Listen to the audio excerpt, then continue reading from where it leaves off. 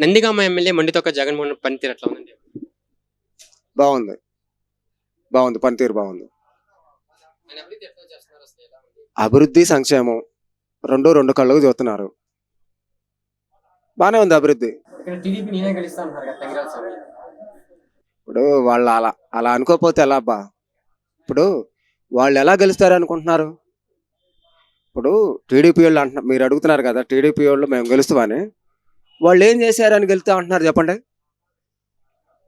రేపు 2024లో ఖచ్చితంగా నందిగామ నియోజకవర్గం నుండి బండుతోక జగన్మోహన్ రావు గారు గెలుస్తుడు అని మేము ఎందుకు చెప్తున్నాం అంటే, మీ మేనిఫెస్టో దాండి, మా మేనిఫెస్టో దాండి. మీరేం చేశారో మేమేం చేసామో మేనిఫెస్టోలు పక్కన పెట్టుకుందాం. ఈ నియోజకవర్గంలో ఏ గ్రామానికైనా పోండి, మీరు చేసింది ఏంది, మేము చేసింది ఏంది, మరి ఇక మీరు ఎలా గెలుస్తారు? మీరు ఎలా గెలుస్తారు? ఎమ్మెల్యే గారి గురించి ఏం చెప్తారు? ఆయన ప్రజల నుండి విధానం ఎలా ఉంటుంది? మా ఎమ్మెల్యే గారు చాలా సౌమ్యుడు.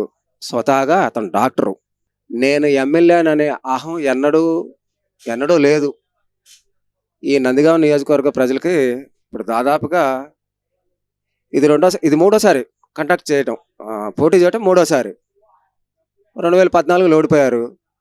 ఓడిపోయినా కానీ నందిగామ నియోజకవర్గాన్ని అంటు పెట్టుకొని నిత్యం ప్రజల మధ్యనే వాళ్ళకి ఏం కావాలో తెలుసుకున్నారు, ప్రజలకు కావాల్సినవి చేశారు, జనం గెలిపించారు.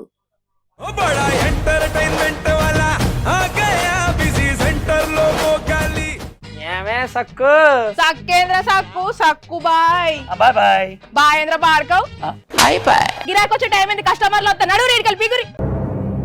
కస్టమర్లు వస్తున్నారు కదా, మాత్రం పొగరు ఉంటది మరి. తగ్గించేద్దాం పొగర్ని. డబ్బులు కట్టేస్తావేంటి కొంప తీసి? లేదు, కస్టమర్లు ఆపేద్దాం. పదా మరి మన బిజినెస్ స్టార్ట్ చేద్దాం.